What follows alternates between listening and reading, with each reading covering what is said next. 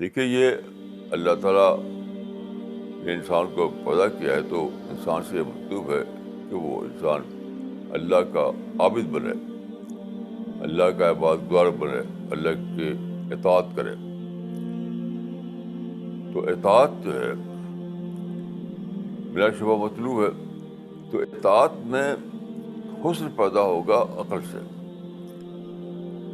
یعنی اطاعت اگر آپ کریں کہ عقل کو استعمال کرتے ہوئے تو اطاعت میں پلاننگ آئے گی، اطاعت میں گہرائی آئے گی، اطاعت میں یہ ہوگا کہ آپ زیادہ رزلٹ اورینٹڈ انداز میں اطاعت کر سکیں گے۔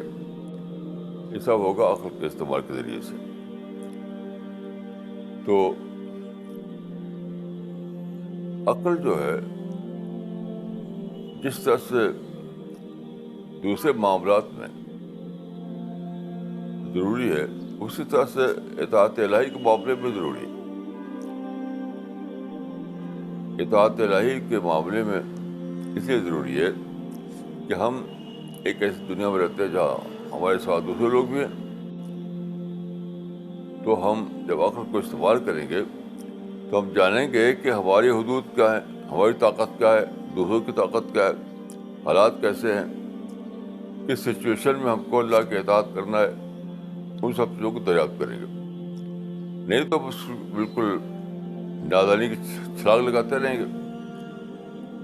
اگر ہم عقل کا استعمال نہیں کریں گے تو اطاعت الہی کے نام پر اچھل کود کریں گے، نادانی کی چھلانگ لگائیں گے، آخر میں شکایت کریں گے یہ تو لوگ ظالم ہیں، لوگ ایسے ہیں، لوگ ویسے ہیں۔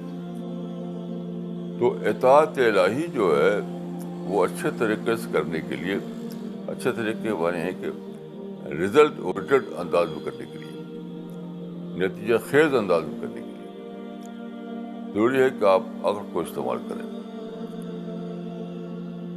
تو یہ بہت ہی ضروری ہے کہ آدمی اللہ کے نام پر یا اسلام کے نام پر کوئی کام کرنے جا رہا ہے تو وہ اپنے عقل کو استعمال کر کے جانے باتوں کو، اس کے مالہ و مالہ کو جانے۔ ہر چیز کا مالہ و مالہ ہوتا ہے، اس کے فیور میں کچھ چیز ہوتی ہے، اس کے اگینسٹ میں کچھ چیز ہوتی ہے، اس کو جاننا، تب آپ صحیح پلاننگ کر سکتے ہیں۔ اور جب اس طرح سے آپ عقل کو استعمال کریں گے تب آپ کی اطاعت اچھی اطاعت بنے گی، اس میں خیر کو پہلو شامل ہو جائے گا، حسن اطاعت بن جائے گی۔